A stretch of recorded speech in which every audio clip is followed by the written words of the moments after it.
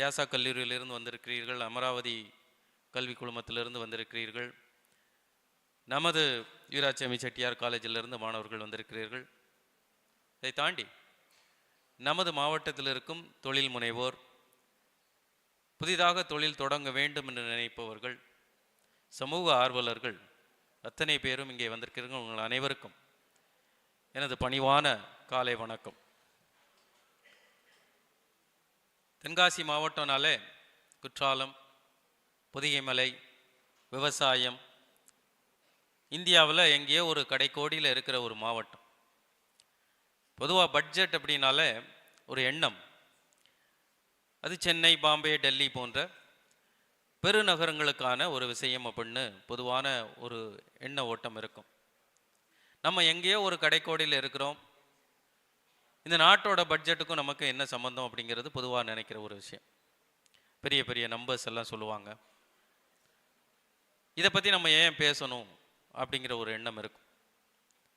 அந்த நேரத்தில் நமது இந்த கல்லூரியின் முதல்வர், அன்புக்குரிய மதிப்பிற்குரிய டாக்டர் மணிகண்டன் அவர்கள் நம்ம வாய்ஸ் ஆஃப் தென்காசி ஃபவுண்டேஷனோட நிர்வாகிகளை சந்தித்து அவங்க சொன்னது போல் எங்கள் மாணவர்களுக்கு இந்த பட்ஜெட்டை பற்றி சொல்லுங்க அப்படின்னு. அப்போ அவங்க எங்கிட்ட சொல்லும்போது, அது ஏன் ஒரு கல்லூரி மாணவர்களுக்கு மட்டும் நம்ம அந்த ஒரு செமினார் எடுக்கணும், நம்ம மாவட்டத்தில் இருக்க விருப்பமுள்ள அத்தனை பேருக்கும் இந்த ஒரு வாய்ப்பை கொடுக்கலாமே அப்படின்னு சொல்லி முயற்சியில் தான் இந்த செமினார் இன்றைக்கு இங்கே நடந்து கொண்டிருக்கிறது. தமிழ்நாட்டில் சென்னையை தாண்டி, கோயம்புத்தூரை தாண்டி இந்த நாட்டோட பட்ஜெட்டை பற்றிய ஒரு கருத்தரங்கம் ஒரு இடத்தில் நடப்பது என்றால் அது தென்காசி மாவட்டத்தில் மட்டும்தான் நடக்குதுன்னு நான் பெருமையோடு சொல்ல முடியும். பொதுவாக பட்ஜெட் அப்படிங்கிறது ஒரு வரவு செலவு கணக்கு இல்லையா? ஒரு வீட்டில் பட்ஜெட் இருக்கு,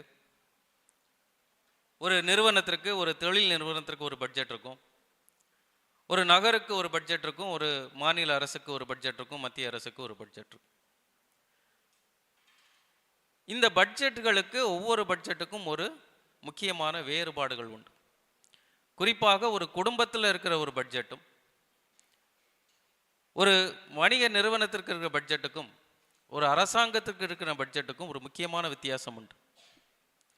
ஒரு குடும்பத்தில் பட்ஜெட் அப்படிங்கிறது அந்த ஆண்டோட வரவு செலவு கணக்குகள். விவசாயம் பண்ணோன்னா இத்தனை மூட்டை நெல் வரப்போகுது, இதில் இவ்வளோ வருமானம் வரப்போகுது, இதிலிருந்து இவ்வளவு நமக்கு வீட்டு தேவைகள் எவ்வளவு, உணவு தேவைகள் எவ்வளவு, கல்வி செலவுகள் எவ்வளவு, மருத்துவ செலவுகள் எவ்வளவு அப்படின்னு அந்த வரவுக்கும் செலவுக்குமான சேமிப்பு எவ்வளவு அப்படிங்கிறத ஒரு கணக்கு போடுவோம். அந்த குடும்பத்தோட மொத்த வருமானம், மொத்த செலவு, மொத்த சேமிப்பு, அதுக்கான ஒரு நிதிநிலை அறிக்கையாக தான் அந்த குடும்ப பட்ஜெட் இருக்கும். ஒரு வணிக நிறுவனம், ஒரு பிஸ்னஸ்க்கும் அதே மாதிரி தான் இருக்கும். நான் முடிஞ்ச அளவுக்கு இந்த நிகழ்ச்சியில் தமிழ்லேயே பேசுகிறேன், நம்ம எல்லாருக்கும் எளிய முறையில் புரியணும். சில டேர்ம்ஸ் மட்டும் அப்பப்போ வரும்போது இங்கிலீஷ் வார்த்தைகள் பயன்படுத்தக்கூடிய ஒரு கட்டாயத்துக்கு தள்ளப்படுவேன், அதுக்காக என்ன நீங்கள் மன்னிச்சுக்கோங்க. ஒரு வணிக நிறுவனம், ஒரு பிஸ்னஸ்க்கு பட்ஜெட் போடும்போது அந்த நிறுவனம் அந்த வருஷத்தில் எவ்வளவு சேல்ஸ் டர்ன் ஓவர் இருக்கணும், அந்த விற்பனைக்கு எவ்வளவு செலவாகும், எவ்வளவு சம்பளம் கொடுக்கணும், எவ்வளோ டேக்ஸ் கட்டணும், எவ்வளவு மீதி அந்த நிறுவனத்தின் முதலாளிகளுக்கோ இல்லை அந்த நிறுவனத்தின் பங்குதாரர்களுக்கோ எவ்வளவு டிவிடெண்ட்ஸ் கொடுக்கணும், அதுவும் மொத்த வருமானம், அந்த நிறுவனத்தோட மொத்த வருமானம், மொத்த செலவு, நிகர லாபம் அப்படிங்கிறது அந்த பட்ஜெட். அது நிறுவனத்தின் பட்ஜெட். ஒரு அரசாங்கத்தின் பட்ஜெட் அப்படின்னு எடுத்தோம்னா அந்த நாட்டோட, அந்த ஊரோட, அந்த மாநிலத்தோட மொத்த வருமானம், மொத்த செலவு அப்படின்னு எப்பவுமே அந்த பட்ஜெட் இருக்க முடியாது. ஒரு உதாரணத்தை சொல்லணும்னா, இன்னைக்கு தமிழ்நாட்டோட ஆண்டு வருமானம் ஜிடிபி அப்படின்னு சொல்லி, ஜிஎஸ்டிபி அப்படின்னு சொல்லுது, கிராஸ் ஸ்டேட்ஸ் டொமஸ்டிக் ப்ராடக்ட் அப்படின்னு சொல்றது, நியர்லி ஒரு $400 பில்லியன். ஒரு பில்லியன் அப்படிங்கிறது இன்னைக்கு நிலைமையில 9,000 கோடி. ஆனால் தமிழ்நாட்டோட பட்ஜெட் அப்படின்னு பார்த்தீங்கன்னா 4,40,000 கோடி, நியர்லி அபவுட் $50 பில்லியன். ஆக தமிழ்நாட்டோட மொத்த வருமானத்தில் 10% தான் தமிழ்நாடு அரசோட பட்ஜெட். அந்த வித்தியாசம் நீங்கள் புரிஞ்சுக்கிறோம். குடும்பத்தில் மொத்த வரவுக்குமான பட்ஜெட், ஆனால் ஒரு அரசாங்கம்னு வரும்போது அந்த மாநிலத்தோட மொத்த வருமானமோ இல்லை ஒரு நாட்டோட மொத்த வருமானமோ நம்ம பட்ஜெட் கிடையாது. உதாரணத்துக்கு இந்தியாவோட எக்கனாமி ஜிடிபி அப்படின்னு எடுத்துக்கிட்டோம்னா இன்னைக்கு நியர்லி $4 trillion. உலகத்திலே இன்றைக்கு 4வது பெரிய பொருளாதார நாடாக இந்திய நாடு குறிப்பாக கடந்த 10 வருஷத்துல வளர்ந்துருக்குது. ஒரு விஷயம் இன்னும் நான் தெளிவுபடுத்தணும். இந்த நிகழ்ச்சி, இந்த பட்ஜெட்டை பற்றி நீங்கள் சொல்லுங்க அப்படின்னு சொல்லும்போது உங்களில் இருக்க நிறைய பேருக்கு என்ன தெரியும், நான் என்ன ஒரு அரசியல்வாதியாகவும் நீங்கள் பார்த்துருப்பீங்க. பொதுவாக பட்ஜெட்டை பற்றி பேசும்போது எந்த அரசாங்கம் எந்த கட்சி அந்த பட்ஜெட்டை கொண்டு வராங்களோ அந்த பட்ஜெட்டை அவங்க மிகைப்படுத்தி பேசுறதும் இல்லை அதுக்கு சாதகமாக பேசுறதும், அதுக்கு எதிரில் இருக்க கட்சிக்காரங்க அதை வந்து குறை சொல்லி பேசுவதுமாக இருக்கும். இந்த நிகழ்ச்சியில் எந்த பாகுபாடுமின்றி அரசியலுக்கு அப்பாற்பட்டு பொதுமக்களில் ஒருவனாக என்னோட பேச்சு இந்த இடத்துல இருக்கும். யாரையும் கூட்டியோ குறைச்சோ இருக்கிறது அப்ஜெக்டிவ் எக்ஸ்பிளனேஷன் ஆஃப் பட்ஜெட். அதைத்தான் திரு சுந்தரராமன் அவர்களும் இந்த இடத்துல இன்றைக்கு சொல்ல போகிறார்கள். ஆக இந்த பட்ஜெட்டில் இப்போ பார்த்தீங்கன்னா இந்தியா வேகமாக வளர்ந்திருக்கிறது எல்லாருக்கும் தெரியும்.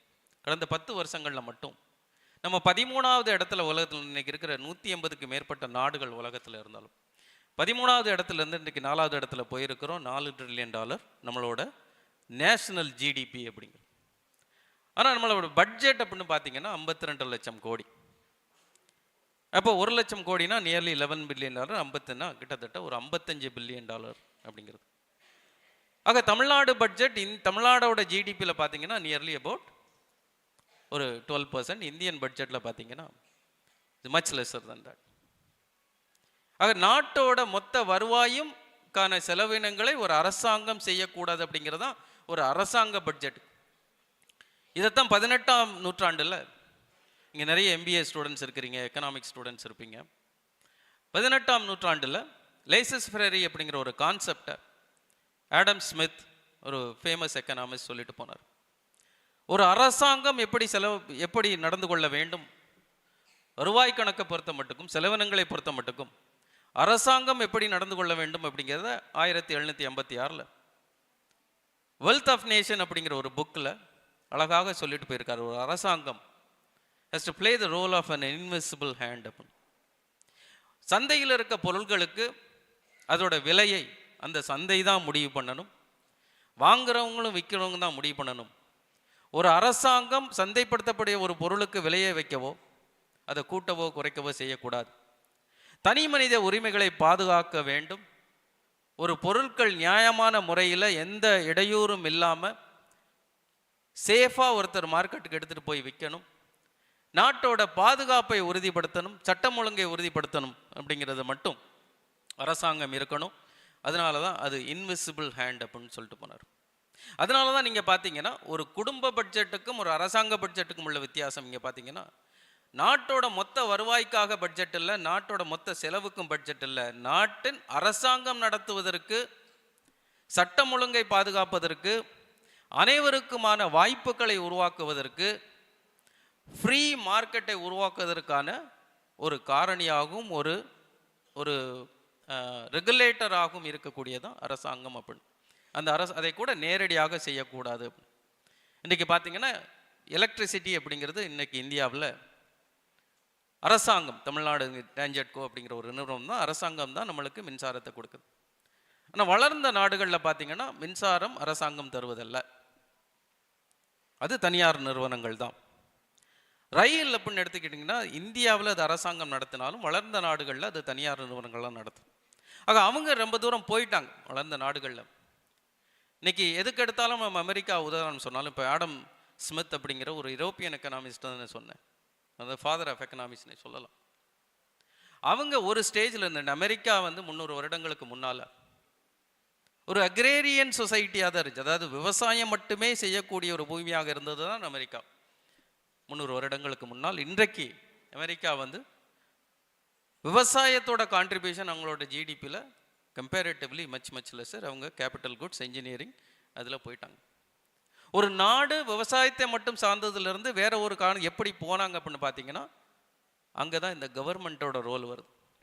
அந்த பட்ஜெட் டிரெக்ஷன் செட்டிங், இந்த நாடு எப்படி போக வேண்டும், இங்கே தொழில் எப்படி இருக்க வேண்டும், வருமானம் எப்படி இருக்க வேண்டும் அப்படிங்கிற டிரெக்ஷன் செட்டிங் தான் கவர்மெண்ட் பண்ணணும். ஆக ஒருத்தர் அந்த மாதிரி சொல்லிட்டு போனார், அப்புறம் 1890களில் மிஸ்டர் ஸ்மித் வந்தார்.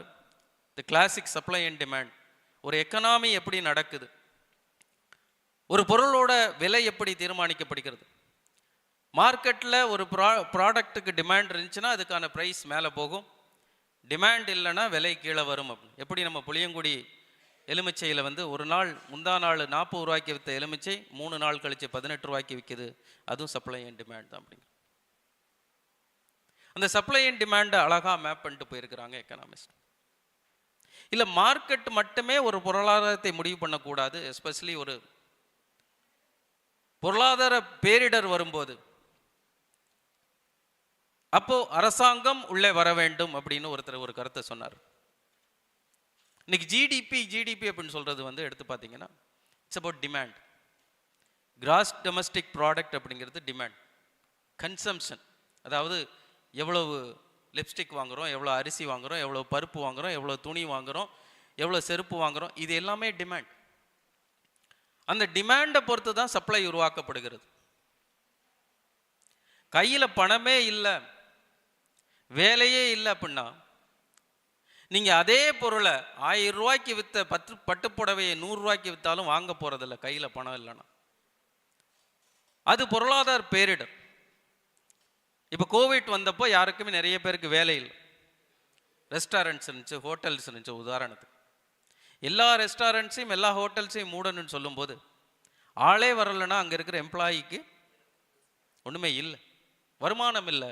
வருமானம் இல்லாத போது அவங்க நீங்கள் என்ன விலைக்கு விற்றாலும் வாங்க முடியாது. அப்படிங்க இந்த பேரிடர்கள் வரும்போது அரசாங்கம் தன்னோட கடமையை, டிமாண்டை உருவாக்குறதற்காக அரசாங்கம் தனது கடமையை செய்ய வேண்டும் அப்படின்னு ஒரு அழகான கான்செப்டை சொல்லிட்டு போனார் ஜான் மேனார்ட் கெய்ன்ஸ். அப்படின்னு உலகத்தில் பட்ஜெட் எப்படி இருக்கணும், ஒரு அரசாங்கம் ஃபிஸ்கல் பாலிசி எப்படி இருக்கணும் அப்படிங்கிறத 3 பேர் ரொம்ப அழகாக இந்த 300 வருட வரலாற்றில் டிஃபைன் பண்ணிட்டு போயிருக்கிறாங்க. அதில் 2வது முக்கியமான ஆள் இந்த ஜான் மேனார்ட் கெய்ன்ஸ். 1930களில் அமெரிக்காவில் அந்த கிரேட் டிப்ரெஷன் அப்படின்னு சொல்லுது. அந்த கிரேட் டிப்ரெஷன் அப்படிங்கிறத நீங்கள் ஸ்டூடெண்ட்ஸ் எல்லாம் தெரிஞ்சுக்கிறணும். நான் சொல்கிற இந்த பேர்களையும் நீங்கள் நோட் பண்ணி வச்சுக்கிட்டு, ஏன்னா these are the people who shape how the world is functioning today. இந்த உலகம் எப்படி இருந்தது, இன்றைக்கு எப்படி இருக்குது, நாளைக்கு எப்படி இருக்க போகிறது அப்படிங்கிறத ஷேப் பண்ண த கிளாசிக்கல் திங்கர்ஸ். ஆக கிரேட் டிப்ரெஷன் இருக்கும்போது அரசாங்கம் பணத்தை மார்க்கெட்டில் சப்ளை பண்ணணும், அரசாங்கம் புது கரன்சியை பிரிண்ட் பண்ணணும், அதை மக்களுக்கு கடனாகவோ இலவசமாகவோ மானியமாகவோ கிராண்ட்ஸாகவோ கொடுக்கணும். இப்போ எப்படி நம்ம கோவிட் அப்போ எல்லா குடும்ப அட்டைதாரர்களுக்கும் நம்ம மாதம் இத்தனை ரூபா கொடுக்க போகிறோம் அப்படிங்கிறது, அரசாங்கம் எங்கேருந்து அந்த பணம் வந்தது, திடீர்னு எங்கேருந்து பணம் வந்தது? காலங்காலமாக பணம் அப்படின்னு எடுத்து பார்த்தீங்கன்னா அது ஆல்வேஸ் பெக்ட் அகெயின்ஸ்ட் சம்திங். ஒரு நாட்டில் எவ்வளவு சொத்து இருக்குதோ அந்த அளவுக்கு தான் பணத்தை பிரிண்ட் பண்ணணும் அப்படிங்கிறது ஒரு நியதி. அப்போ அதுக்காகத்தான் அந்த கோல்டு ஸ்டாண்டர்ட் அப்படின்னு வச்சுருந்தாங்க. ஒரு நாட்டில் எவ்வளவு கோல்டு தங்கம் இருக்குதோ அந்த அளவுக்கு தான் பணத்தை பிரிண்ட் பண்ணணும் அப்படின்னு. ஏன்னா நம்ம ருப்பின்னு வச்சுருப்போம், இன்னொரு நாட்டில் இன்னொரு பேரில் வச்சுருப்பாங்க. சவுதியில் ஒரு பேர், டாலரில் ஒரு பேர், Singapore dollar, Australian dollar, American dollar, pound Sterling.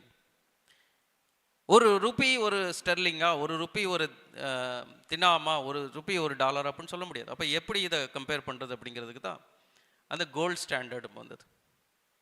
அப்போ ஒரு அரசாங்கம் தன்னால் பிரிண்ட் பண்ண முடியுமா அப்படின்னா நினச்சபடி அவங்களால பணத்தை பிரிண்ட் பண்ண முடியாது. தன்ட்ட எவ்வளோ சொத்து இருக்கோ அவ்வளோதான் பிரிண்ட் பண்ண முடியும் அப்படிங்கிறது ஒரு ரூலாகவே, ஒரு இன்டர்நேஷ்னல் ரூலாகவே இருந்து கொண்டு இருந்தது.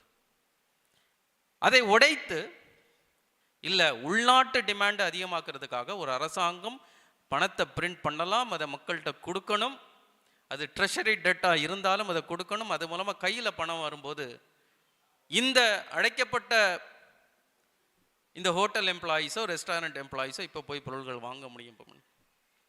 அப்படி ஒரு அழகான ஒரு கான்செப்டை உருவாக்குனவர் கெய்ன்ஸ். அதுதான் கெய்னீஷியன் தியரி. அப்போ தொடர்ந்து மணி சப்ளை எப்படி மார்க்கெட்டில் இருந்துக்கிட்டே இருந்ததுன்னா, இன்றைக்கி ஒரு ஜிம்பாப்வேன் டாலர் அப்படிங்கிறது ஒரு டாலர், அதாவது 30,000 டாலரை சேர்த்தா தான் ஒரு இந்தியன் ருப்பியே ஈக்குவலண்ட் ஆகும். அப்போ அந்த கரன்சிக்கு வேல்யூவே இல்லை. இன்னைக்கு வெனிசுலா அப்படிங்கிற ஒரு நாடு அமெரிக்கா டேக் ஓவர் பண்ணியிருக்கு, உங்களுக்கு தெரியும். வெனிசுலா கரன்சி உலகத்திலேயே அதிகமான ஆயில் ரிசர்வ் இருக்கிற ஒரு நாடு. கல்ஃபை விட அதிகமான ஆயில் ரிசர்வ் இருக்கிற நாடு வெனிசுலா.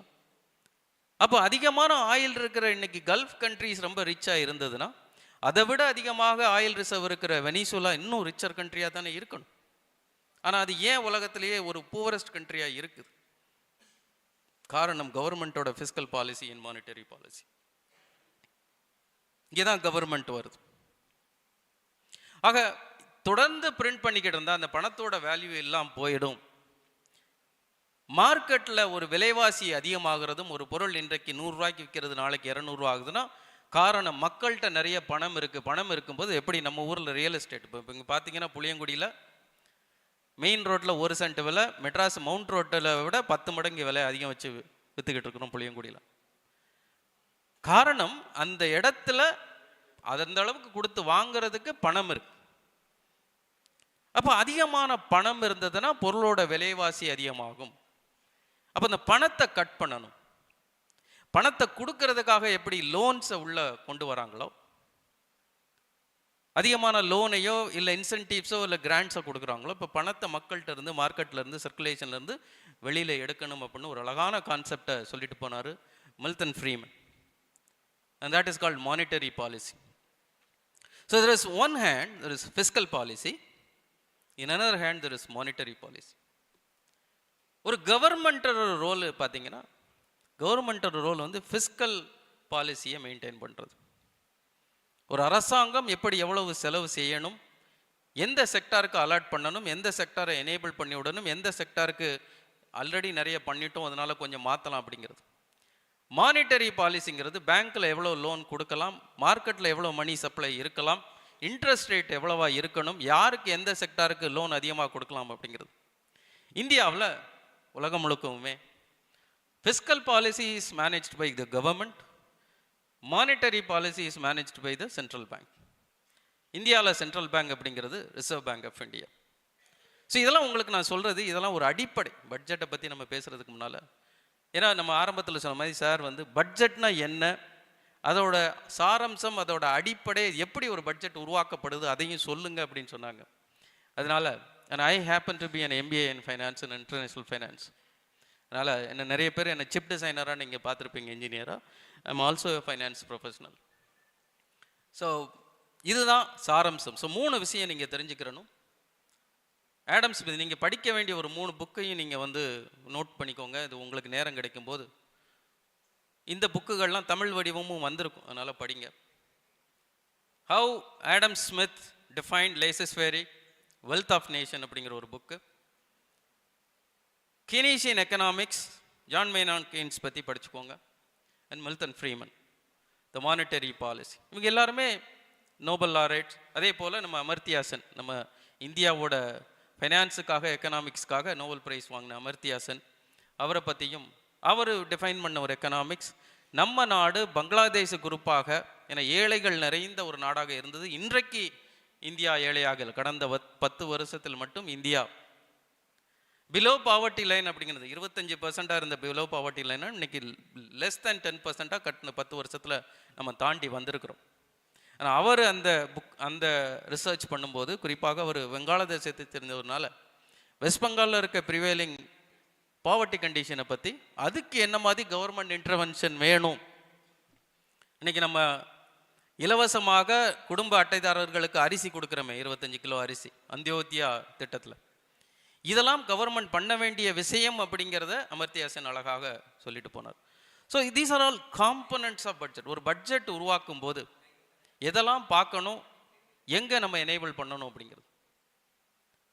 ஆக இந்தியாவுக்கான பட்ஜெட், நாங்கள் இங்கே ஸ்டூடெண்ட்ஸாக இருக்கிறோம், இப்போ படிச்சுக்கிட்டு இருக்கிறோம், அடுத்த வேலைக்கு போக போகிறோம்.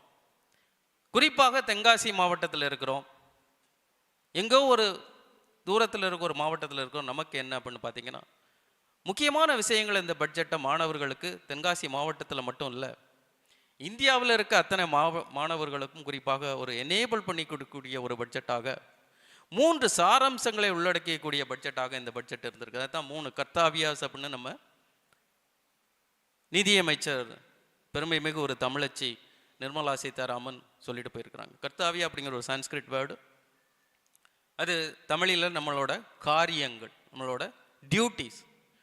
அந்த 3 டியூட்டிஸ் அரசாங்கத்துக்கும் இருக்குது, மக்களுக்கும் இருக்குது. அப்படிங்கிற அந்த 3 டியூட்டிஸ் ஒட்டி இந்த பட்ஜெட் உருவாக்கப்பட்டிருக்கிறது. முதல் duty accelerate and sustain economic growth அப்படிங்கிற ஒரு இது. எல்லாருக்கும் நம்ம நாட்டில் உற்பத்தியை அதிகமாக்கணும், சந்தைப்படுத்துதல் அதிகமாக்கணும், உலகளாவி நமது பொருட்கள் போகணும் அப்படிங்கிறத ஒட்டி உருவாக்கப்பட்டது அது முதல் டியூட்டியாக எடுத்திருக்கிறாங்க. ரெண்டாவது, fulfil aspirations of the people and build their capacity அப்படிங்கிறது. குறிப்பாக மாணவர்கள் அடுத்த கட்டத்துக்கு உலகத்திலேயே ஒரு இளமையான சமுதாயத்தை வச்சிருக்கிற நாடு இந்தியா தான். இன்றைக்கு நீங்கள் அமெரிக்கா, இதுக்கு எடுத்தாலும் அமெரிக்கா, ஜப்பான், சைனா அப்படின்னு சொல்லிக்கிட்டு இருக்கோம். ஏன்னா அவங்க பெரிய எக்கனாமி. ஆனால் அமெரிக்கா, ஜப்பான், ஜெர்மனி, ஆஸ்திரேலியா இங்கெல்லாம் பார்த்தீங்கன்னா சராசரி வயது 40க்கு மேலே. இந்தியாவில் இருக்கிற மக்கள் தொகையில் சராசரி வயசு வெறும் 26, 27. அப்போ உலகத்தில் இருக்க ஒரு பெரிய சொத்து அது தெரியுமா? நீங்கள் தங்கம், வைரம், வைடூரியம் எல்லாம் வச்சுருந்தாலும் உலகத்தில் இருக்க மிகப்பெரிய சொத்து இங்கே இருக்கீங்களே, நீங்கள் தான். மாணவர் இந்த மாணவர்கள் தான் நாளைய உலகத்தை உருவாக்க போகிறோம். புதிய புதிய கண்டுபிடிப்புகள், புதிய வழிமுறைகள், கஷ்டங்களை எளிதாக்குவது, புதிய பொருளாதாரங்களை உருவாக்குறது எல்லாமே மாணவர்கள் தான். அதனால் உலகத்திலேயே வளம் மறைந்த நாடு அப்படின்னு சொன்னால் அது நம்ம பாரத தேசம் அப்படின்னு நம்ம பெருமைப்பட்டுக்கிறோம். அமெரிக்கா இல்லை, சைனா இல்லை, ஜப்பான் இல்லை, ஆஸ்திரேலியா இல்லை, சிங்கப்பூர் இல்லை. உலகத்திலேயே வளம் நிறைந்த நாடு, மனித வளம் தான் உலகத்திலே பெரிய வளம், மனித வளம் நிறைந்த நாடு இந்தியா. அந்த விதத்தில் நம்ம பெருமைப்படணும். ஆக அந்த விதத்தில் அதை இன்னும் மேலே மெருகூற்றுவதற்காக உருவாக்கப்பட்டது தான் இந்த வருஷ பட்ஜெட். அது 2வது முக்கியமான காரணி. 3வது, அனைவருக்குமான பட்ஜெட். சப்க விகாஸ், சப்க சாத் சப்க விகாஸ் அப்படின்னு ஹிந்தியில் சொல்கிறாங்க. அனைவரையும் உள்ளடக்கிய, அனைவரின் வளர்ச்சிக்காக உள்ளடக்கிய 3 அம்சங்களை உருவாக்கப்பட்ட பட்ஜெட் அப்படின்னு. இப்போ தொழில் முனைவோர்கள் அப்படின்னு எடுத்துக்கிட்டா, குறிப்பாக நம்ம தென்காசி மாவட்டத்தில் எங்கேயோ ஓரத்தில் இருக்கிறோம். இங்கே பெரிய பெரிய ஃபேக்ட்ரி இல்லை, விவசாயம் சார்ந்தே தொழில் பண்ணுறோம். இல்லை சங்கரன் கோயிலில் டெக்ஸ்டைல் ரிலேட்டட் பண்ணுறோம், இல்லை செங்கோட்டையில் மரம் சார்ந்த தொழில்கள் பண்ணுறோம், இல்லை குற்றாலத்தில் டூரிசம் ரிலேட்டட் தொழில்கள் பண்ணுறோம். நாங்கள் பெரிய ஃபேக்ட்ரி போடலையே, இருந்த ஒரே ஃபேக்ட்ரி அதுவும் மூடி இருக்கிற இந்த பட்ஜெட்டுக்கும் நமக்கும் என்ன சம்மந்தம் அப்படின்னு சொன்னீங்கன்னா, ஒரு குறிப்பாக ஒரு முக்கியமான விஷயம், 10,000 கோடிக்கு எஸ்எம்இ க்ரோத் ஃபண்ட் அப்படிங்கிறத முதல் முறையாக இந்த பட்ஜெட் உருவாக்கி இருக்கிறது. SME, small and micro enterprises, MSME அப்படின்னு அடிக்கடி இந்த வார்த்தையை நம்ம கேள்விப்பட்டிருக்கிறோம். இந்த எம்எஸ்எம்இக்காகவே குறிப்பாக 10,000 கோடி உருவாக்கப்பட்டிருக்கிறது. இதில் வித்தியாசம், இந்த முறை இந்த பட்ஜெட்டில் வித்தியாசம் என்னென்னா, முன்னாலேயெல்லாம் இந்த ஃபண்டு அப்படிங்கிறது லோனாக கொடுப்பாங்க. தொழில் கடன் வாங்குறவங்களுக்கு தான் தெரியும். நீங்கள் மாணவர்கள் இருக்கீங்க, ஒரு விஷயத்தை நம்ம ஞாபகம் வச்சுக்கிறணும். தொழில் அப்படின்னா அது கல்லூரி முடித்த பிறகு ஆரம்பிக்கக்கூடிய விஷயம் இல்லை. நீங்கள் கல்லூரியில் இருக்கும்போதே ஆரம்பிக்கிறது தான் ஸ்டார்ட் அப். நீங்கள் படிச்சுக்கிட்டு இருக்கும்போதே நீங்கள் படித்த உங்களுக்கு தெரிஞ்ச துறையில் நீங்கள் கண்கூட நீங்கள் போகிற இடத்துல பார்க்குற பிரச்சனைகளை சால்வ் பண்ணுறதுக்காக உருவாக்கப்படுறது தான் தொழில். தொழில் உருவாக்குவதற்கு எப்போவுமே மூலதனம் வேணும். Government of India and government of Tamil Nadu ரெண்டுமே சேர்ந்து நிறைய ஃபண்ட் ஆல்ரெடி இருந்தாலும் எல்லா ஃபண்டுமே இதுவரைக்கும் பார்த்தீங்கன்னா அது லோனாக வரும். தொழில் தொடங்குறவங்களுக்கு தான் தெரியும். நம்ம ஒரு தொழில் புதுசாக தொழில் தொடங்குறதுக்காக நீட் ஸ்கீம் அப்படின்னு ஒன்று இருக்குது. நியூ ஆண்டர்பிரனர் எனேபிள் பண்ணுறதுக்காக கொலாட்ரல் ஃப்ரீயாக லோன் கொடுக்கறதுக்கு இருக்காங்க. பட் ஒரு வித்தியாசம் என்னென்னு பார்த்தீங்கன்னா, இப்போ தான் தொழில் ஆரம்பிப்பீங்க. அந்த தொழிலை ஆரம்பித்து வருமானம் வர்றதுக்கு, ரெவன்யூ பார்க்குறதுக்கு 6 மாதம் ஆகலாம், 3 மாதம் ஆகலாம், 1 வருஷம் ஆகலாம். ஆனால் நீங்கள் லோனை வாங்கிட்டீங்கன்னா அடுத்த மாதமே அதுக்கான லோன் பேமெண்ட் இன்ட்ரெஸ்டோடு நீங்கள் கட்டணும். இப்போ வருமானமே இல்லைன்னா எப்படி லோனை கட்டுறது? இது ஒரு கிளாசிக்கல் ப்ராப்ளம். மேலை நாட்டுகளில் தொழில் ஆரம்பிக்கும் போது என்னென்னு பார்த்தீங்கன்னா, அந்தந்த இனிஷியல் கேபிட்டல் அவங்க வீட்டில் இருந்து வரும், இல்லைனா வெஞ்சர் கேபிட்டலிஸ்ட்லேருந்து வரும். இங்கே நமக்கு வந்து எஸ்பெஷலி ஒரு தென்காசி மாவட்டம் மாதிரி இடத்துல நம்ம ஒரு தொழில் ஆரம்பிக்கிறோம் அப்படின்னா இங்கே விசி ஆக்சஸ் நம்மளுக்கு கிடையாது. ஒரு விசிஸ் டிப்பிக்கலி பெங்களூர் போவாங்க, புனே போவாங்க, பாம்பே போவாங்க, சென்னை கூட வருவாங்க.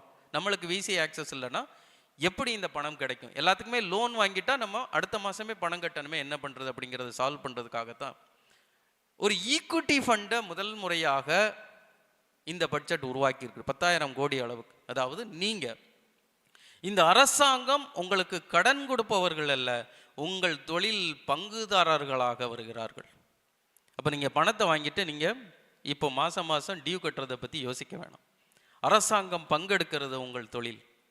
Very ground braking initiative. எந்த அரசாங்கமும் பண்ணாத ஒரு விஷயத்தை இந்த அரசாங்கம் பண்ணி இருக்கிறது. அது ஒன்று. ரெண்டாவது வந்து ஒரு தொழில் ஆரம்பம் வந்து பார்த்தீங்கன்னா ஒரு கம்பெனி ரெஜிஸ்டர் பண்ணோம் அப்படின்னாலே நீங்கள் ஒரு ஆடிட்டரை பார்க்கணும். அவங்களுக்கு அந்த DSC certification, DPIIT, private limited registration இப்படி பண்ணே வந்து ஒரு 25,000 30,000, சிலர் வந்து 50,000 1,00,000 கூட போட்டு பில் போட்டு தாளிச்சிருவாங்க. அதுக்கப்புறம் அந்த கம்பெனியோட டாக்ஸேஷன், டேக்ஸ் ஃபைலிங் இதுக்கெல்லாம் எங்கன்னு பார்த்தீங்கன்னா நீங்கள் அதுக்கு சென்னையில் இருக்க ஒரு ஆடிட்டர், கோயம்புத்தூரில் இருக்க ஆடிட்டர் அப்படின்னு தேடி போகணும். அரசாங்கம் இந்த அக்கௌண்டிங் விஷயங்களை எளிதாக மக்களுக்கு, குறிப்பாக தொழில் முனைவருக்கு, முதல் தலைமுறை தொழில் முனைவருக்கு கிடைக்கணும் அப்படிங்கிறதுக்காக ஒரு புதுசாக ஒரு ஸ்கீம் இது பண்ணியிருக்காங்க. அது மூலமாக ஆயிரக்கணக்கான சிஏஸை ட்ரெயின் பண்ணி அவங்க கிராமப்புறத்தில் உங்களுக்கு ஆக்சசபிளாக இருக்கிறதுக்காக, நமக்கு ஆக்சசபிளாக இருக்கிறதுக்காக ஒரு ஸ்கீமை புதுசாக ரிலீஸ் பண்ணியிருக்கிறாங்க. அதே போல் கடன் வாங்கணும் அப்படின்னாலே உங்களுக்கு தெரியும், வீடு இருக்கா, நிலம் இருக்கா, வேறு சொத்து இருக்கா, நகை இருக்கா, தொழில் தொடங்குறது. பொதுவாக இப்படி தான் இருந்தது. முதல் முறையாக collateral free loans for businesses 10 கோடி ரூபாய் வரைக்கும், குறிப்பாக பெண்கள் தொடங்கும் போது 2 கோடி ரூபாய் வரைக்கும் மானியத்தோட ஈஸியாக லோன் கிடைக்கும். அதுவும் இந்த பட்ஜெட்டில் முதல் முறையாக. இது சென்னை, பெங்களூர், டெல்லிக்காக மட்டும் இல்லை, குறிப்பாக நம்மளை மாதிரி கிராமப்புறத்தில் இந்த தொழில்கள் உருவாக்கணும், குறிப்பாக பெண்கள் உருவாக்கணும் அப்படிங்கிறதுக்காக 10 கோடி ரூபா வரைக்கும் கொலாட்ரல் ஃப்ரீ லோன் ஸ்கீமையும் இந்த உருவாக்கியிருக்கு. குறிப்பாக மகளிர் and SC ST and disadvantage செக்ஷன்ஸ்க்கு வந்து 2 கோடி ரூபாய்க்கு கேள்வியே இல்லாமல் லோன் கொடுக்கறதுக்கு இந்த பட்ஜெட் முதல் முறையாக வழிவகுத்திருக்கு. ஒரு பிரச்சனை தொழில் நடத்துகிறவங்களுக்கு நல்லாவே தெரியும். இன்வாய்ஸ் ரைஸ் பண்ணிடுவோம், பொருட்களை அனுப்பிச்சிருவோம், பேமெண்ட் வர்றதுக்கு 3 மாதம் ஆகும். 60 நாள் ஆகலாம், 90 நாள் ஆகலாம், சில இடங்களில் 1 வருஷம் கூட ஆகும். நம்ம ஏற்கனவே அந்த பணத்தை கடனுடன் வாங்கி, அது திருப்பூர் மாவட்டத்தில், இங்கே தென்காசியில் இருக்கவங்களுக்கு தெரியும், ஒர்க்கிங் கேபிட்டல் அப்படிங்கிறதுக்கு நம்ம கடனுடன் வாங்கி பொருள்கள், அதுக்கான மூலதன பொருட்களை வாங்கி பொருளாக்கி நம்ம சந்தைக்கு அனுப்பிச்சிருப்போம், கஸ்டமருக்கு அனுப்பிச்சிருப்போம். அவங்க பேமெண்ட் வர வரைக்கும் நம்ம இப்போ லாக்டாக இருப்போம். அப்போ பிரச்சனை வந்து நம்மளுக்கு ஒர்க்கிங் கேபிட்டல். இன்னைக்கு திருப்பூரில் இருக்கவங்களுக்கு தெரியும், குளோபலி ஆர்டர் எடுப்பாங்க. 60 நாளைக்குள்ள உங்களுக்கு வந்து இந்த பனியனையோ இந்த ட்ரெஸ்ஸையோ அனுப்பிச்சிடுறேன் அப்படின்னு சொல்லுவாங்க. 60 நாளில் அவங்க உருவாக்குறதுக்கே அந்த 60 நாள் தேவைப்படும். ஆனால் ரா மெட்டீரியல் வாங்குறதுக்கு உங்களுக்கு பணம் இல்லாமல் இருக்கும். 45 நாள் அந்த ரா மெட்டீரியல் வாங்குறதுக்கான பணத்தை ஈட்டுறதுக்கே ஓட்டத்தில் இருப்பாங்க. 45 நாள் 3 வட்டி, 4 வட்டி, 5 வட்டி, கந்து வட்டிக்கு வாங்கி அப்புறம் அந்த பொருளை தயாரித்து அனுப்பிச்சிட்டு திரும்ப வர முடியாத ஒரு சூழ்நிலையில் இருப்பாங்க. அதெல்லாம் ஈஸ் பண்ணணும் அப்படிங்கிறதுக்காக நம்ம government trade receivables electronic distribution system அப்படிங்கிறது ஆர்பிஐ மூலமாக உருவாக்கி, நீங்கள் இன்வாய்ஸ், ஒரு பொருள் நீங்கள் கஸ்டமருக்கு அனுப்பிச்ச இன்வாய்ஸ் இருந்துச்சுன்னா அந்த சிஸ்டமில் ரிஜிஸ்டர் பண்ணிட்டீங்கன்னா பேங்க்ஸும் ப்ரைவேட் இன்வெஸ்டர்ஸும் உங்களோட அந்த இதுக்காக கம்பீட் பண்ணுவாங்க. ஒரு பிட்டிங் சிஸ்டம் மாதிரி. இப்போ நம்ம பணத்தை தேடி போக வேண்டாம், பேங்க்ஸ் நம்மளை தேடி வரும். அந்த ஒர்க்கிங் கேபிட்டல் இப்போ நம்மளுக்கு ஃப்ரீ பண்ணிடும். இந்த ஒரு அழகான திட்டத்தை இந்த பட்ஜெட் இன்ட்ரடியூஸ் பண்ணியிருக்கு. பாருங்க, இந்த எல்லா சொல்றதுமே இப்போ இங்கே இருக்கிற தொழில் முனைவோர், இதுக்கெல்லாம் பெரிய நகரத்தில் இருக்கிற இங்கே இருக்கிற தொழில் முனைவருக்கு பாதிக்கக்கூடிய இல்லை நம்ம இப்போ ஊக்குவிக்கக்கூடிய ஒரு நல்ல விஷயங்களை இந்த பட்ஜெட் உருவாயிருக்கு. நிறைய பேர் இங்கே இருக்கிறீங்க, நாங்கள்லாம் ஸ்டூடெண்ட்ஸு, நீங்கள்லாம் தொழிலை பற்றி பேசிக்கிட்டு இருக்கிறீங்க, நாங்கள் என்ன பண்ணுறது? நான் ஏற்கனவே சொன்ன மாதிரி தொழில் உங்களிலிருந்து ஆரம்பிக்கிறது. பட் இருந்தாலும் இன்றைக்கு நீங்கள் படிச்சுக்கிட்டு இருக்கும்போது உங்களுக்கு என்ன அப்படின்னு பார்த்தா, இன்றைக்கு நம்ம இந்தியாவில் இருக்கிற ஒரு முக்கியமான கேப் அப்படின்னு எடுத்துக்கிட்டிங்கன்னா, நாம் படிக்கிறது ஏட்டுச்சுரக்காகவே இருக்குது. நீங்கள் படிச்சுட்டு வர்றதுக்கும் சந்தையில் வேலைக்கு யாருக்கெல்லாம் தேவையோ அவங்களுக்கு இருக்க ஸ்கில் செட்டுக்கும் ஒரு பெரிய கேப் இருக்குது.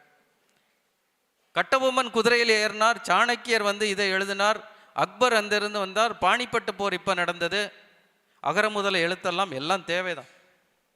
ஆனால் இன்னைக்கு உலகம் ஏஐ நோக்கி போய்கிட்டு இருக்கு. ஏஐ வச்சு அட்வான்ஸ்டு இன்ஃபர்மேஷன் இன்னைக்கு எல்லாரும் வந்துக்கிட்டு இருக்கு. அந்த சந்தையில் இன்னைக்கு வந்து ஆர்டிஃபிஷியல் இன்டெலிஜென்ஸ், கிராஃபிக் டிசைனு, இந்த மாதிரி நிறைய இருக்கு. அவங்கவுங்க இன்னைக்கு நினைச்சா யூடியூப் சேனல் ஆரம்பிச்சிடுறோம். ஆனால் அந்த யூடியூப் சேனல் ஆரம்பிச்சிட்டோன்னா அதுக்கு அந்த வீடியோவை எப்படி எடிட் பண்ணணும், ஒரு கிராஃபிக் டிசைன் எப்படி பண்ணணும், அதை நம்ம காலேஜில் இன்னைக்கு சொல்லி தரலாம். ஆக இன்றைக்கு ஒரு புது கமிட்டி இப்போ உருவாக்கியிருக்கிறாங்க. சந்தைக்கு என்ன தேவையோ, மார்க்கெட்டுக்கு என்ன ஸ்கில் செட் தேவையோ, அதை ஒட்டி நம்ம கல்லூரியோட சிலபஸ் இருக்கணும் அப்படிங்கிற ஒரு ரியலைசேஷன் அரசாங்கத்துக்கு வந்திருக்கனால ஒரு ஹை பவர்ட் கமிட்டி செட்டப் பண்ணியிருக்கிறது. அந்த கமிட்டி இனிமே எல்லா கல்லூரிகளிலும் இருக்க சிலபஸை மார்க்கெட் நீடுக்கு அட்ஜஸ்ட் பண்ண போகிறாங்க. ஒரு நல்ல இனிஷியேட்டிவ். இப்போ நான் கூட சொன்னேன் கிராஃபிக் டிசைன் அப்படிங்கிறது. இன்னைக்கு யூடியூப்பும் சோசியல் மீடியா வந்த பிறகு எல்லாருமே இன்னைக்கு டிவி சேனல் ஓனர்ஸ் ஆகிட்டோம். நீங்கள் ஒரு யூடியூப் சேனல் ஆரம்பிச்சிட்டாலே நீங்கள் ஒரு டிவி சேனல் ஓனர். நல்ல கான்டென்ட் போட்டு வைரல் ஆனீங்கன்னா உங்களுக்கு இன்ஸ்டாகிராமோ, ஃபேஸ்புக்கோ, யூடியூப்போ உங்களுக்கு பணம் பே பண்ண ஆரம்பிக்கிறாங்க. நிறைய பேர் பணம் ஈட்ட ஆரம்பிச்சிட்டிங்க. ஆனால் அதுக்கான உலகத்தரம் வாய்ந்த ஸ்கில் செட் நம்மகிட்ட இருக்குதா அப்படிங்கிறத ரியலைஸ் பண்ணி தான். ஒரு மார்க்கெட் ரிசர்ச்சில் என்ன சொல்லுதுன்னா, அடுத்த 2030க்குள்ளே, இன்னைக்கு 2026 இருக்கோம், அடுத்த 4 வருஷத்தில் இந்தியாவில் மட்டும் graphic design, animation, visual communication தெரிஞ்ச ஸ்கில்டு லேபர்ஸ் வந்து 2 மில்லியன், அதாவது 20 லட்சம் பேர் தேவை அப்படின்னு ஒரு எஸ்டிமேட் காட்டுது. 20 லட்சம் பேர் வந்து நம்மகிட்ட இருக்கிறோமா அப்படின்னா இன்னைக்கு இந்தியாவில் இல்லை. 2030க்குள்ளே 20 லட்சம் பேர் வந்துருவாங்களா அப்படின்னா அரசாங்கத்தோட இன்டர்வென்ஷன் இல்லைன்னா அது வராது அப்படிங்கிற ஒரு ஸ்டடியில் தெரிஞ்சதுனால முதல் முறையாக இந்த ஸ்பெஷலைசேஷனுக்காகவே, அதாவது ஏவிசிஜி, அனிமேஷன், வீடியோ கிராஃபிக்ஸ், இதுக்காகவே ஒரு புது காலேஜை இந்த அரசாங்கம் உருவாக்குறது பாம்பேயில்.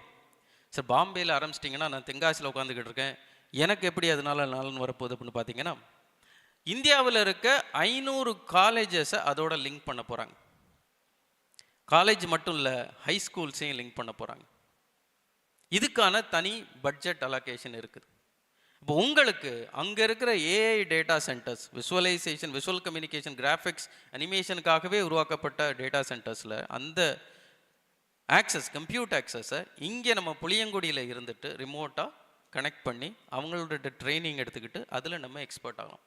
ஸோ உங்களோட ரீல்ஸ், உங்களோட இன்ஸ்டாகிராம் ரீல்ஸை இன்னும் பிரமாதமாக நீங்கள் போடலாம், அதனால பொருள் ஈட்டலாம். ஸோ யோசிச்சு பாருங்கள், 20 லட்சம் வேலைகள் இது மூலமாக உருவாக போகுது. இதுக்காக ஒரு பட்ஜெட். இப்போ இந்த யோசிச்சு பாருங்கள், இந்த பட்ஜெட் பழசில் இல்லாமல் உலகம் எங்கே போய்கிட்டு இருக்கு, அதை நோக்கி நம்மளோட இளைய சமுதாயம் பொருளீட்டுவர்களாக எப்படி மாற்ற வேண்டும் அப்படிங்கிறதுக்காக ஒரு இது போய்கிட்டு இருக்கு.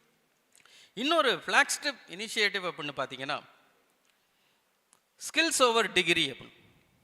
பட்டங்கள், நீங்கள் உங்களோட டிப்ளமோஸ், உங்களோட பட்டங்கள், உங்களோட காலேஜ் டிகிரி ப்ராக்டிக்கலி யூஸ்லெஸ். இன்னைக்கு சாஃப்ட்வேர் இண்டஸ்ட்ரியில் போனீங்கன்னா, ஜோகோ ஃபார் அன் எக்ஸாம்பிள், நம்ம ஊரில் இருக்கிற ஜோகோவில் நீங்கள் ஒரு இன்டர்வியூக்கு போனீங்கன்னா, நீங்கள் என்ன படிச்சிருக்கீங்க, நீங்கள் டிகிரி பாஸ் பண்ணிட்டீங்களா இல்லை அரியர் வச்சுருக்கீங்களான்னு சத்தியமாக கேட்க மாட்டாங்க, கேட்கவே போகிறதில்ல. நீங்கள் டிகிரி முடித்தாலும் முடிக்காட்டாலும் அதில் சாஃப்ட்வேர் இன்ஜினியராக உள்ளே போகலாம்.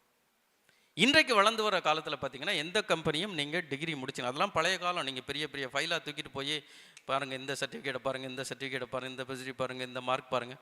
எங்கிட்ட வர்ற யார்கிட்டையும் நான் டிகிரி சர்டிஃபிகேட் கேட்குறதே இல்லை. ஜோவோவில் நீங்கள் போனீங்கன்னா யார்கிட்டையும் டிகிரி சர்டிஃபிகேட் கேட்குறது இல்லை. நீங்கள் 2 டெஸ்ட் எழுத போகிறீங்க, 2 இன்டர்வியூ அட்டன் பண்ண போகிறீங்க, உங்களுக்கு திறமை இருக்கிறதா அப்படின்னு டெஸ்ட் பண்ண போகிறோம். அப்போ உங்களுக்கு, நான் இப்போ புதுசாக வரேன், காலேஜ் முடிச்சுட்டு வரேன், எனக்கு என்ன திறமை இருக்கும்னு அப்படின்னு இல்லை, கற்றுக்கக்கூடிய திறமை இருக்கா, நாங்கள் சொல்லி கொடுத்தால் நீங்கள் கற்றுக்குறீங்களா அப்படிங்கிற திறமையை தான் இன்றைக்கு இருக்கிற கம்பெனிஸ் வந்து பார்க்குறாங்க. ஆக இது அரசாங்கமே எடுத்து பண்ணணும். கற்றுக்கக்கூடிய எபிலிட்டியை எப்படி கொண்டு வர்றது அப்படிங்கிறதுக்காக அரசாங்கம் ஒரு இந்தியா முழுவதும் ஒரு 12 weeks training and seminar, skills development training and seminar college ஸ்டூடெண்ட்ஸ்க்காகவே இந்திய அரசாங்கம் ஒரு பட்ஜெட்டை ஒதுக்கியிருக்கு. நீங்கள் அந்த இதில் என்ரோல் பண்ணிட்டு மார்க்கெட்டுக்கு என்ன தேவையோ அதுக்கான திறமைகளை வளர்த்து கொள்ளலாம். இதுவும் இந்த பட்ஜெட்டில் இருக்கிற ஒரு முக்கியமான விஷயம். அதே போல் இன்றைக்கு பார்த்தீங்கன்னா STEM education, science technology engineering மேத்தமெட்டிக்ஸில் வந்து இந்த ஸ்டெம் எஜுகேஷன் நம்ம பிள்ளைங்களுக்கு அதில் ஃபோக்கஸ் பண்ணி ஆல்ரெடி படிச்சுக்கிட்டு இருக்கோம். நம்ம மாணவர்கள் எல்லாருமே திறமையான மாணவர்கள். இன்னைக்கு தென்காசி மாவட்டம் யாருக்கும் சோடை போனவர்கள் இல்லை. இங்கே இருக்கிற மாணவர்கள் நல்லா படிக்கிறோம், நல்ல மார்க் வாங்குறோம். இதில் குறிப்பாக பாதிக்கப்படுபவர்கள் பார்த்தீங்கன்னா பெண் மாணவர்கள். இன்னைக்கு தென்காசியில் தான் ஒரு ட்ரைனிங் இன்ஸ்டியூட் இருக்குன்னு வச்சுக்கோங்களேன். இங்கே வாசுதேவநல்லூரில், மலையடிக்குறிச்சியில், நெற்கட்டஞ்சேவல்லேருந்து அவங்க 2 பஸ்ஸு 3 பஸ்ஸு பிடிச்சி, திருவேங்கடத்துலேருந்து வர்றவங்க இன்னும் 4 பஸ்ஸு பிடிச்சி அங்கே போய் அங்கே படிச்சுட்டு திரும்ப ஈவினிங் 4 பஸ்ஸு பிடிச்சி அங்கே திருவேங்கடம் தாண்டி ஒரு கல்லுப்பட்டியில் எங்கேயாச்சும் போகணுன்னு வச்சுக்கோங்க. எவ்வளோ சிரமம். குறிப்பாக பெண் மாணவர்களுக்கு, பெண் குழந்தைங்களுக்கு எவ்வளோ சிரமம் பாருங்கள். அதை போக்கணும் அப்படிங்கிறதுக்காக ஒரு வரமாக வந்திருக்கிற இந்த பட்ஜெட்டில் ஒவ்வொரு இந்தியாவில் இருக்க ஒவ்வொரு மாவட்டத்திலும் பெண்களுக்காகவே அனைத்து வசதியும் உள்ள ஒரு ஹாஸ்டல் இந்த பட்ஜெட் உருவாக்குது. நம்ம மாவட்டத்திலையும் அது மாதிரி ஒன்று வரப்போகுது. அப்போ இந்த மாவட்டத்தில் இருக்க, கிராமப்புறத்தில் இருக்க மாணவர்கள் இனிமே டெய்லி இந்த சிரமங்கள் இல்லாமல் நீங்கள் நல்லா படிச்சிங்கன்னா உங்களுக்கான வசதிகளை அந்த மாவட்டத்திலே, மாவட்ட தலைநகர்லேயோ, மாவட்டத்தில் ஒரு மாவட்டத்துக்கு ஒரு இடம் உருவாக்கி கொடுப்பதற்காக ஒரு கிரவுண்ட் பிரேக்கிங் இனிஷியேட்டிவ் இந்த பட்ஜெட் தான் நமக்கு ஏற்படுத்தி கொடுக்கிறது. நம்ம மாதிரி மாவட்டத்திற்கு அது ஒரு வரமாக இருக்கிறது. சரி, இந்த பட்ஜெட் இவ்வளோ போச்சு, நீங்கள் 52 லட்சம் கோடி எல்லாம் சொல்கிறீங்க, தமிழ்நாட்டுக்கு என்ன வந்துச்சு அப்படின்னு சொன்னீங்கன்னா, ஏற்கனவே இத்தனை விஷயங்கள் சொல்லியிருக்கிறேன். அதை தாண்டி மேக்ரோ இனிஷியேட்டிவ்ஸ் அப்படிங்கிறது, ரேர் எர்த் காரிடார் அப்படிங்கிறது ஒரு விஷயத்தை டிக்ளேர் பண்ணியிருக்காங்க. இந்தியாவில் 4 மாநிலத்தில், அதாவது ரேர் எர்த் மினரல்ஸ் உருவாக்கி அதன் மூலமாக தொழில்களை உருவாக்குறதுக்காக ஒரு மேஜர் இனிஷியேட்டிவ் இந்த பட்ஜெட்டில் வந்திருக்கு. அந்த 4 மாநிலத்தில் தமிழ்நாடு ஒன்று. அப்போ இது என்ன ரேர் எர்த் மினரல்ஸ்? இன்னைக்கு ஒரு பேட்டரி எடுத்துக்கிட்டிங்கன்னா, நம்ம யூஸ் பண்ணுற பேட்டரி செல்ஸ், அதை உருவாக்குவதற்கு அந்த ரேர் எர்த் மினரல்ஸ் தேவை. அது இங்கே கிடைக்கிது, நம்ம தமிழ்நாட்டில் கிடைக்கிறதுனால தமிழ்நாட்டில் அதை சார்ந்த தொழில்கள் உருவாக்குவதற்கு ஒரு காரணியாக இந்த பட்ஜெட் இருக்குது. உங்களுக்கு ஏற்கனவே தெரியும், டாடா பவர்ஸ் வந்து battery EV and battery manufacturing தொழிற்சாலையை நம்ம திருநெல்வேலி பக்கத்தில் ஏற்கனவே ஆரம்பிச்சிருக்கிறாங்க. அண்ட் 2 நாளைக்கு முன்னால் கூட ஒரு அனௌன்ஸ்மெண்ட் வந்துச்சு, they are pumping in another 500 crores to augment manufacturing அப்படின்னு. ஆக இந்த இனிஷியேட்டிவ்னால லட்சக்கணக்கான வேலைகள் தமிழ்நாட்டுக்கு வரப்போகுது. பேட்டரி மேனுஃபேக்சரிங் அண்ட் அசம்பிளியில் மட்டும் இந்த ரேர் எர்த் ரிலேட்டடாக இன்னும் எத்தனையோ தொழில்கள் வரலாம். நான் பேட்டரியை ஒரு உதாரணமாகத்தான் சொல்கிறேன்.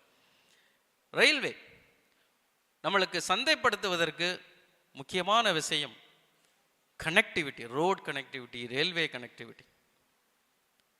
இன்றைக்கு இந்த பட்ஜெட்டில் மட்டும் தமிழ்நாட்டுக்கு கொடுக்கப்பட்டிருக்கிற ரயில்வே திட்ட பட்ஜெட் பார்த்தீங்கன்னா 7600 கோடி.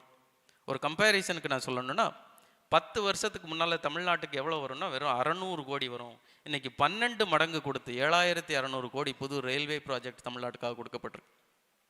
அதே போல் ரோட் ப்ராஜெக்ட்ஸ் கொடுக்கப்பட்டிருக்கு. இன்றைக்கி புளியங்குடியில் எலுமிச்சை இருக்குதுன்னு பார்த்தீங்கன்னா, அந்த எலுமிச்சையை நம்ம வந்து உலகளாக கொண்டு போகிறதுக்கு ஒரு உதாரணத்துக்கு GI டேக் வாங்கி கொடுத்துருக்குறோம். இன்றைக்கி லண்டனுக்கு அனுப்புகிறோம், சிங்கப்பூருக்கு அனுப்புகிறோம். அதை அனுப்புறதுக்கு தூத்துக்குடிக்கு நம்ம முதல்ல அனுப்பணும். ஆக தூத்துக்குடிக்கு கனெக்டிவிட்டி, ஒரு சென்னைக்குன்னா அதுக்கான கனெக்டிவிட்டி, இந்த ரயில்வே திட்டங்கள் கொண்டு வரதுக்காக 7600 கோடி ரூபாய் பட்ஜெட் இந்த நிதியாண்டில் நமக்கு ஒதுக்கப்பட்டிருக்கு. முக்கியமாக ஒரு ஃப்ளாக்ஷிப் இனிஷியேட்டிவ் கொண்டு வந்திருக்கிறாங்க. ஹைதராபாத், பெங்களூர், சென்னை, புனே இதெல்லாம் முக்கியமான தொழில் நகரங்கள். சென்னையும் பெங்களூரும் 1 மணி நேரத்தில் செல்வதற்காக ஒரு புது railway project, high speed railway corridors அப்படின்னு. அதே மாதிரி சென்னையும் ஹைதராபாத்தும் 2 மணி நேரத்துக்குள்ளே போகிறதுக்கான அந்த ஹை ஸ்பீட் ட்ரெயினை கொண்டு வரதுக்கான திட்டங்கள் இந்த பட்ஜெட்டில் நம்மளோட மத்திய அரசாங்கம் கொண்டு வந்திருக்கு. எவ்வளோ முக்கியமான விஷயம் பாருங்கள். இப்போ பெங்களூரில், இன்றைக்கி பெங்களூரில் பார்த்தீங்கன்னா ஒரு விஷயம், ஏன்னா நம்ம ஊர்லேருந்து நிறைய பேர் பெங்களூரில் போய் வேலை பார்க்குறோம். பெங்களூரில் ஏர்போர்ட்டில் இறங்கி அவுட்டர் ரிங் ரோடில் தான் மெஜாரிட்டி ஆஃப் த கம்பெனிஸ் இருக்குது. நீங்கள் ஏர்போர்ட்டில் இறங்கி அவுட்டர் ரிங் ரோட் போகிறதுக்கு 2 மணி நேரம் ஆகும் குறைஞ்சபட்சம். அங்கே இருந்தவங்களுக்கு தெரியும், நான் அங்கே இருந்திருக்கிறேன். ஆனால் நம்ம சென்னையிலேருந்து பெங்களூருக்கு 1.25 மணி நேரத்தில் போகக்கூடிய ஒரு திட்டங்களை கொண்டு வந்துக்கிட்டு இருக்கு. அதுவும் இந்த பட்ஜெட் தான். இன்னைக்கு அக்ரிகல்ச்சர் ஃபார்ம், விவசாயிகளுக்காகவே இன்னைக்கு ஏஐ ஆர்டிஃபிஷியல் இன்டெலிஜென்ஸ் வருது. எப்படி விவசாயிகளுக்காக பயன்படுத்துது? புளியங்குடியில் இன்னைக்கு கிளாசிக் ப்ராப்ளம் பார்த்தீங்கன்னா, அந்த லெமன் மார்க்கெட்டில் நான் சொன்ன மாதிரி 130 ரூபாய்க்கு விற்றுக்கிட்டு இருக்க எலுமிச்சை 18 ரூபாய்க்கு விற்கும். இந்த மேட்டர் ஆஃப் ஒரு மாதத்தில் 3 நாளைக்கு முன்னால் 40 ரூபாய்க்கு வித்துச்சுனே, இன்னைக்கு 17 ரூபாய்க்கு போகுதுனேன்னு சொன்னாங்க. நான் ரீசெண்டாக அங்கே போனப்போ. மார்க்கெட்டில் என்னைக்கு எது தேவை அப்படிங்கிறது தெரிஞ்சுக்கிறதுக்கும், இந்த மண்ணில் என்ன விளைவிக்கலாம் அப்படின்னு சாயில் டெஸ்டிங்கில் இருந்து ஆரம்பித்து, என்ன பொருட்கள், என்ன விவசாய பொருட்கள் உற்பத்தி செய்யலாம், அதை எப்படி சந்தைப்படுத்தலாம், எங்கே விற்கலாம், மார்க்கெட்டில் என்ன டிமாண்ட் இருக்குது அப்படின்னு சொல்கிற அளவுக்கு கம்ப்யூட் டெக்னாலஜி, ஆர்டிஃபிஷியல் இன்டெலிஜென்ட் டெக்னாலஜியை விவசாயிகளுக்கு தெரியணும் அப்படிங்கிறதுக்காக ஒரு புது ஏஐ அப்ளிகேஷன் இந்திய அரசாங்கம் உருவாக்குறது. அதற்கான பட்ஜெட் அலோகேஷனும் இந்த பட்ஜெட்ல இருந்து வருது. இதெல்லாமே பார்த்தீங்கன்னா நமக்கானது. இப்போ அதே போல் டெக்ஸ்டைல் மாடர்னைசேஷன். இன்றைக்கு ஒரு இது என்ன இருக்குன்னா, இப்போ சங்கரன் கோயிலில் நிறைய ஜவுளி உற்பத்தி பண்ணுறோம், நிறைய நூற்பாலைகள் வீட்டில் இருந்தே இருக்க ஹேண்ட்லூம்ஸ், பவர் ஹேண்ட்லூம்ஸ் என்ன இருக்குது. எனக்கு கூட சங்கரங்கோயில் அந்த நெசவு உற்பத்தியாளர்கள் சங்கம் வந்து எனக்கு அழகான ஒரு பட்டு வஸ்திரத்தை வந்து கொடுத்துட்டு போனாங்க. ரொம்ப பியூட்டிஃபுல்லாக பண்ணியிருந்தாங்க. நீங்கள் பட்டுனாலே காஞ்சிபுரம் அப்படின்னு நினைக்காதீங்க, நம்ம மாவட்டத்தில் இருக்க நெசவாளர்களும் அருமையான ஆடைகளையும் வஸ்திரங்களையும் உருவாக்குறாங்க. எனக்கு கூட ஒன்று கொடுத்தாங்க. நீங்கள் அதை உலகளாவில் அனுப்பலாம், அமெரிக்காவுக்கு அனுப்பலாம், யூரோப்புக்கு அனுப்பலாம், சிங்கப்பூர் அனுப்பலாம். இதுக்கு முன்னால் இந்த பட்ஜெட்டில் ஒரு லிமிட்டேஷன் என்ன இருந்துச்சுன்னா, நீங்கள் அதாவது கொரியர், சிம்பிளாக கொரியர் அனுப்பலாம். இதுக்கு நீங்கள் பெருசாக இன்வாய்ஸ் கிரியேட் பண்ண வேண்டாம், ஆர்பிஐட்ட போய் நிற்க வேண்டாம், எக்ஸ்போர்ட் அப்ரூவல் வாங்க வேண்டாம், அதெல்லாம் இருக்கணும். அப் டு 10 லட்சம் ரூபாய்க்கு ஒரு வருஷத்துக்கு அனுப்பணும்னா நீங்கள் சும்மா ஒரு மெயில் அனுப்புகிற மாதிரி, அதாவது போஸ்டல் அனுப்புகிற மாதிரி, ஸ்பீட் போஸ்ட் அனுப்புகிற மாதிரி இதுக்கு முன்னால் அனுப்பிச்சிடலாம். 10 லட்சம் ரூபாய்க்கு மேலே நீங்கள் அனுப்பணும் அப்படின்னா அதுக்கு நிறைய ரெஸ்ட்ரிக்ஷன்ஸ் இருந்துச்சு. இந்த பட்ஜெட் அதை எடுத்து விட்டுருக்கு. நீங்கள் 10 லட்சமோ 100 லட்சமோ 10 கோடியோ எவ்வளோ நாளும் வெளிநாட்டுக்கு அனுப்புங்கள், தாராளமாக வியாபாரம் செய்யுங்கள் அப்படிங்கிறத எனேபிள் பண்ணி விட்டுருக்கிறது இந்த பட்ஜெட் தான். அவர் நினச்சி பாருங்கள், நம்ம ஊருக்கு இந்த பட்ஜெட் எவ்வளோ உதவிகரமாக இருக்குது அப்படின்னு. குறிப்பாக சொல்லணும்னா, நீங்கள் இன்னைக்கு இளைஞர்கள் படித்து வேலைக்கு போக போகிறீங்க.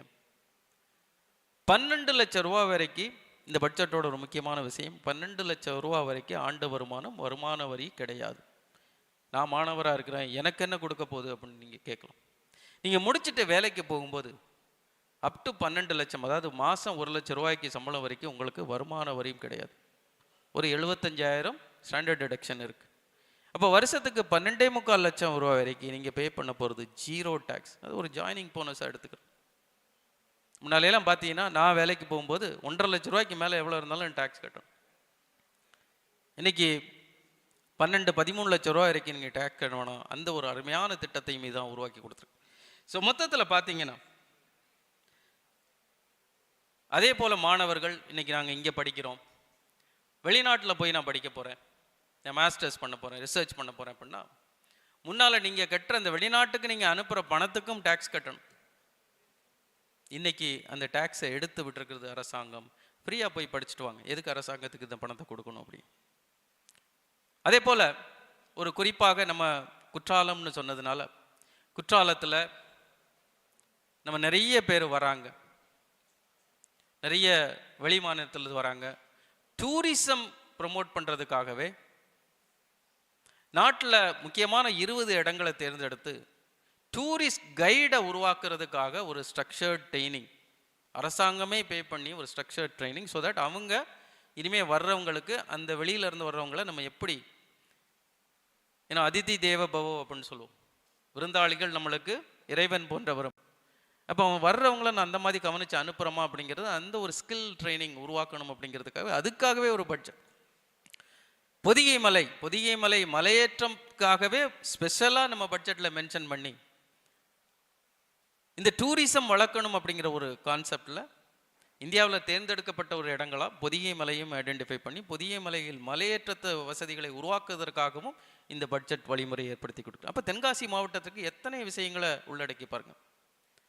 எய்தர் 2 கோடி ரூபா கொலாட்ரல் ஃப்ரீ, அதாவது செக்யூரிட்டி இல்லாத லோன்லேருந்து, டேக்ஸை ரிமூவ் பண்ணதுலேருந்து, எக்ஸ்போர்ட் லிமிட்ஸை லிமிட் பண்ணதுலேருந்து, விவசாயிகளுக்கு எலுமிச்சை விவசாயிலிருந்து, மாங்காய் விவசாயிலிருந்து, தென்னை விவசாயிலிருந்து தேவையான மூலதனமும் தேவையான முக்கியமான இன்ஃபர்மேஷனும் கொடுக்கக்கூடிய, வழிமுறைப்படுத்தக்கூடிய ஒரு பட்ஜெட்டாக நம்ம மாவட்டத்துக்கு எல்லா விதத்திலையும் பயனுள்ள ஒரு பட்ஜெட்டாக இந்த பட்ஜெட் அமைந்திருக்கு அப்படின்னு நான் நம்புகிறேன். ஆக அரசாங்கம் அந்த 3 கர்த்தாவியஸ் 3 கடமைகளை செய்திருக்கிறது. கேள்வி, நாம் நமது கடமையை செய்ய தயாராக இருக்கிறோமா அப்படின்னு. இது எல்லாத்தையும் பயன்படுத்திக்கிட்டு நான் தொடர்ந்து சொல்றேன், வாய்ஸ் ஆஃப் தென்காசியோட ஒரு கோல் 2032க்குள்ள இந்த மாவட்டத்தை இந்தியாவின் எஸ்டோனியாவாக, ஆசியாவின் எஸ்டோனியாவாக மாற்ற வேண்டும் என்று சொல்லிக் கொண்டிருக்கிறேன்.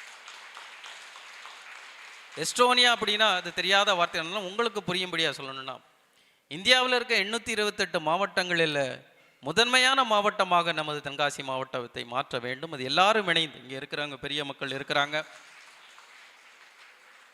நம்ம வாய்ஸ் ஆஃப் தென்காசி ஃபவுண்டேஷனை பொறுத்த மட்டுக்கும் ஜாதி மத வேறுபாடு இல்லை. இது ஒரு மதம் சார்ந்தோ, ஒரு கட்சி சார்ந்தோ, ஒரு இனம் சார்ந்தோ இல்லை, எல்லாரும் இருக்கிறோம். டாக்டர் ரஜாப் இங்கே இருக்கிறாங்க, அருமையான ஒரு தொழிலதிபர். இன்றைக்கு டூரிசம், எக்கோ டூரிசம்னு பேசிக்கிட்டு இருக்கோம். அவரும் வந்து அழகான ஒரு வாட்டர் ஃபால்ஸுக்கு சொந்தக்காரர். மேற்கு தொடர்ச்சி மலையில் அவங்க அப்பா முன்னாள் எம்எல்ஏ, கடையநல்லூர் எம்எல்ஏ, நம்மளோட சேர்ந்து பயணிக்கிறாங்க. நம்மளோட சேர்ந்து இந்த மாவட்டத்தோட தொழில் வளர்ச்சியை பெருக்கணும் அப்படிங்கிறதுக்கு நம்மளோட கை கோர்த்துருக்காங்க. இந்த மாதிரி நம்ம எல்லாம் அன்போடு பருத்திப்பால் அப்படின்னு அன்போடு அழைக்கக்கூடிய பாலசுப்ரமணியாச்சி இந்த மாவட்டத்தில் தொழில்களை வளர்ப்பதற்காக அவரால் எத்தனையோ காரியங்களை முன்னெடுத்து செய்துக்கிட்டு இருக்கிறாங்க.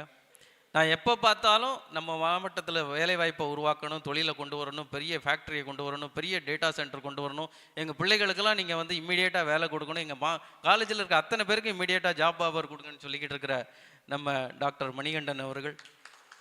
ஆக இந்த மாதிரி நல்ல மக்கள், அதோடு சேர்த்து கங்காதரன் இருக்கிறாங்க, is an entrepreneur. Please stand. நம்ம மாவட்டத்தில் இருந்து நம்ம வாசுதேவனில் சேர்ந்த கங்காதரன் இன்றைக்கி ஹைதராபாத்தில் போய் அவர் ஒரு தொழில் நிறுவனத்தை வச்சு எல்லாருக்கும் ஊக்கமும் ஆக்கமுமாக இருக்கிறாங்க.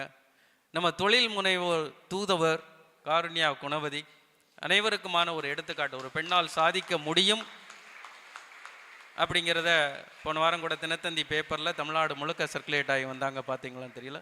இதெல்லாம் நமக்கு ஒரு நம்பிக்கையை கொடுக்குது.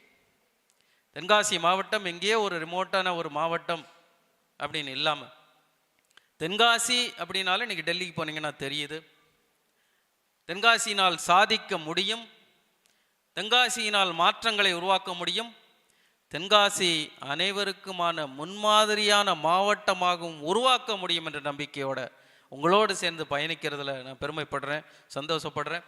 இந்த நிகழ்ச்சியை நல்லபடியாக ஒருங்கிணைத்த என்னோட voice of Tenkasi foundation volunteers அவங்க எல்லாருக்குமே இந்த நேரத்தில் வாழ்த்துக்களும் பாராட்டுக்களும். இங்கே வந்திருக்கிற அத்தனை பெருமக்களுக்கும் உங்கள் அனைவருக்குமே வாழ்த்துக்களும் பாராட்டுக்களும்.